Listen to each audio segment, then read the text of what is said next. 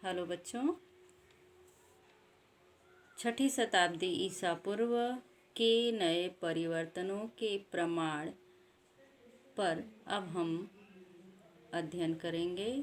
छठी शताब्दी ईसा पूर्व को भारतीय इतिहास में परिवर्तन का काल माना जाता है। ऐसा क्यों माना जाता है? क्योंकि इस काल में बहुत सारे परिवर्तन हुए जो कि इस महाद्वीप को प्रभावित किए। वो परिवर्तन क्या थे उसका हम क्रमवार अध्ययन कर रहे हैं। पहला है आरंभिक राज्यों का उदय। जैसा कि हम मौर्य साम्राज्य के अंतर्गत बता चुके हैं कि छठी शताब्दी ईसा पूर्व में भारत में 16 महाजनपदों का उदय हुआ था और इन्हीं महाजनपदों में मगध के शक्तिशाली शासकों द्वारा छोटे छोटे जनपदों का अपहरण करके यानी मगध साम्राज्य में मिला करके मगध को एक शक्तिशाली महाजनपद बना लिया और चंद्रगुप्त मौर्य द्वारा अंततः इसे एक राज्य के रूप में स्थापित कर दिया गया, अर्थात आरंभिक राज्यों का उदय। दूसरा है साम्राज्यों का। और चंद्रगुप्त मौर्य जब गद्दी पर बैठा तो उसने साम्राज्यवादी नीति का पालन करते हुए, जैसा कि उसके पूर्ववर्ती मगध के शासक करते आ रहे थे, उसी नीति का पालन करते हुए उसने भारत के लगभग समस्त जनपदों पर अधिकार कर लिया और उसके उत्तराधिकारी अशोक द्वारा अधिकार कर लिया गया और इस प्रकार से एक विशाल साम्राज्य का उदय हुआ। राज्यों और साम्राज्यों का उदय। तीसरा है रजवाड़ों का विकास। और जो छोटे छोटे कुछ क्षेत्र थे जैसे दक्षिण के चोल, पांड्य, चेर आदि और कामरूप के, तो इन सब में छोटे छोटे रजवाड़ों का उदय हुआ जिन्हें दक्षिण में सरदारी प्रथा का भी आगे हम उल्लेख करेंगे उदय हुआ था। ये छठी शताब्दी ईसा पूर्व में हुआ था जो कि मौर्य साम्राज्य के अंतर्गत क्षेत्र नहीं था। फिर है बौद्ध जैन दर्शन का विकास। छठी शताब्दी ईसा पूर्व में ही बौद्ध धर्म, जैन धर्म धार्मिक क्रांति के पश्चात इन दो नए धर्मों का उदय हुआ, प्रकाश में आया और यह धर्म वैदिक धर्म के विचारधाराओं के विरुद्ध इसका दर्शन जो है विकसित हुआ, जिसे स्यादवाद या अनेकांतवाद कहते हैं।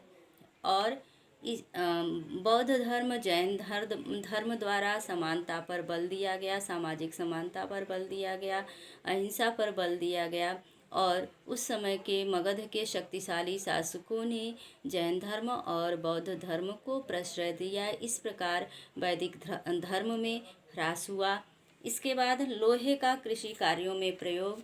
बच्चों, जैसा कि हम सभी जानते हैं कि जैसा कि हम हड़प्पा के अंतर्गत बता चुके हैं, हड़प्पा सभ्यता के अंतर्गत, कि उस समय लोहे का ज्ञान नहीं था। उस समय कांस्य धातु का प्रयोग किया जाता था, इसलिए उसे कांस्यकालीन सभ्यता कहते हैं। वैदिक काल के समय में उत्तरार्ध में 1000 ईसा पूर्व में लोहे की खोज हो गई थी, अर्थात आर्यों को लोहे की जानकारी हो गई थी और 1000 ईसा पूर्व से लोहे का प्रयोग शुरू हो गया था, अस्त्र शस्त्र बनने लगे थे और छठी शताब्दी ईसा पूर्व में लोहे का प्रयोग कृषि कार्यों में किया जाने लगा। इससे हल बनाया गया और हलों के साथ जुताई करके, गहरी जुताई करके खेतों को ज़्यादा उत्पादन योग्य बनाया गया।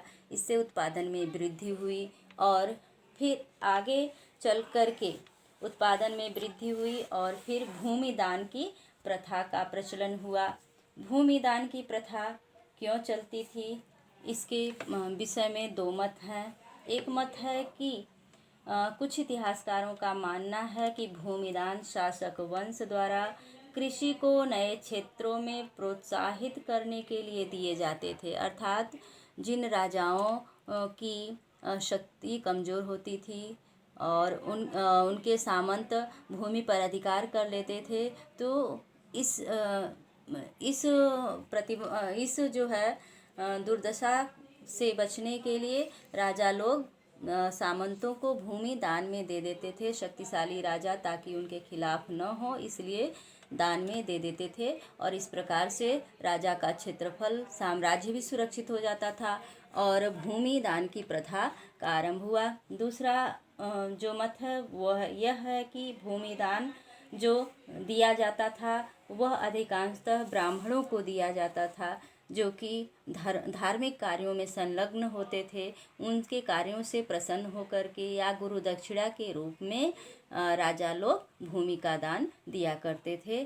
और हाँ, इनके द्वारा ही वो उस समय की शिक्षा दीक्षा व्यवस्था जो होती थी भूमि दान पर ही निर्भर होती थी। जैसा कि तक्षशिला और नालंदा का उल्लेख मिलता है कि तक्षशिला विश्वविद्यालय, नालंदा विश्वविद्यालय राजाओं द्वारा दिए गए भूमि दान पर ही चलता था।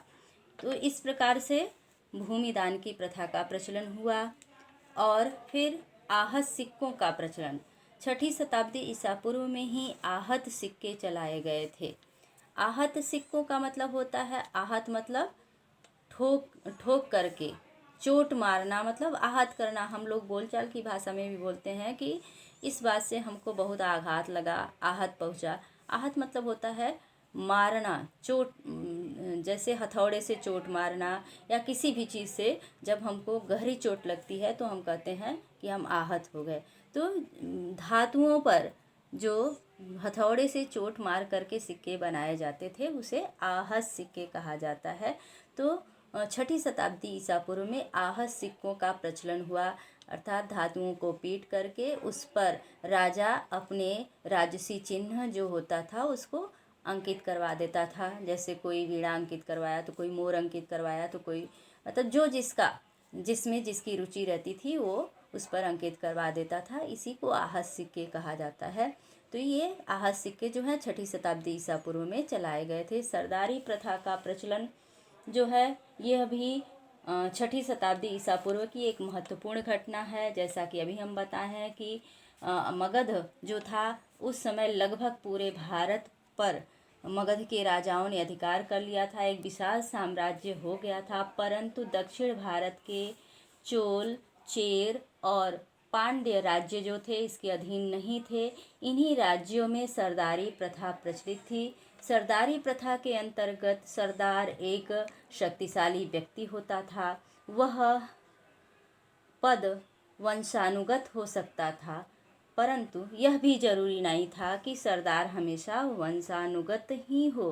बच्चों, इसका प्रमुख कार्य अनुष्ठान का संचालन करना होता था, युद्ध का नेतृत्व करना होता तथा विवादों को सुलझाने में मध्यस्थ की भूमिका निभाना भी इसका कार्य होता था। सरदार का कार्य जो होता था, पद जो था वह केवल गरिमा का पद था।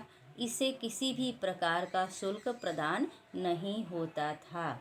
यह जो था मान सम्मान का पद होता था। बाद में इसे जनता स्वेच्छा से कुछ कर उपहार के रूप में भेंट प्रदान करने लगी। इस प्रकार से 6ठी शताब्दी ईसा पूर्व को भारत में निर्णायक मोड़ के रूप में माना जाता है।